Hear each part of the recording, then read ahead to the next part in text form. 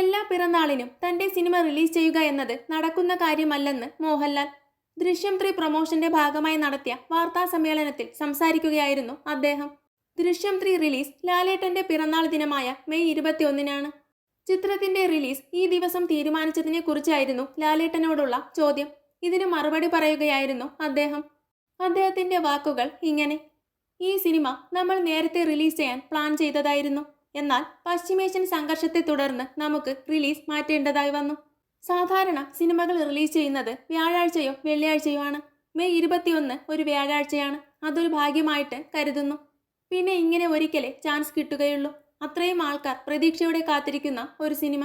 ആ സിനിമ നമ്മുടെ പിറന്നാളിന് കൊടുക്കുക എന്ന് പറയുന്നത് എന്നേക്കാൾ കൂടുതൽ ആന്റണിയുടെ അഭിപ്രായമായിരുന്നു. അതൊരിക്കൽ മാത്രം സംഭവിക്കുന്ന കാര്യമാണ്. ഇനി എല്ലാ പിറന്നാളിനും ഓരോ സിനിമ ഇറക്കാൻ പറ്റില്ല.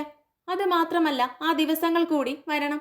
നമ്മുടെയൊക്കെ ജീവിതത്തിലെ ഏറ്റവും പ്രധാനപ്പെട്ട ഒരു കഥാപാത്രമാണ് ജോർജ് കുട്ടിയും ദൃശ്യവും. അപ്പോൾ ആ ദിവസം വന്നത് വളരെ പോസിറ്റീവായി ഞങ്ങൾ കാണുന്നു. അതൊരു പിറന്നാൾ സമ്മാനമായി ആൾക്കാർക്ക് കൊടുക്കാനുള്ള ഒരു ധൈര്യം ഞങ്ങൾക്കുണ്ടായി. ഒരു മോശം സിനിമയൊന്നും ആയിരിക്കില്ല. ഇതിലൊന്നും കള്ളത്തരങ്ങളൊന്നുമില്ല.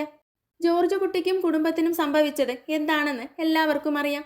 അതിൽ നിന്ന് അയാൾ എങ്ങനെ രക്ഷപ്പെടുന്നു എന്നതാണ് എല്ലാവർക്കും അറിയേണ്ടത്. എന്റെ പിറന്നാൾ ദിവസം തന്നെ ഈ സിനിമ റിലീസ് ചെയ്യുന്നതിൽ സന്തോഷമുണ്ട്, മോഹൻലാൽ പറഞ്ഞു. കൂടുതൽ സിനിമാ വിശേഷങ്ങൾക്കായി ചാനൽ മറക്കാതെ സബ്സ്ക്രൈബ് ചെയ്യുക.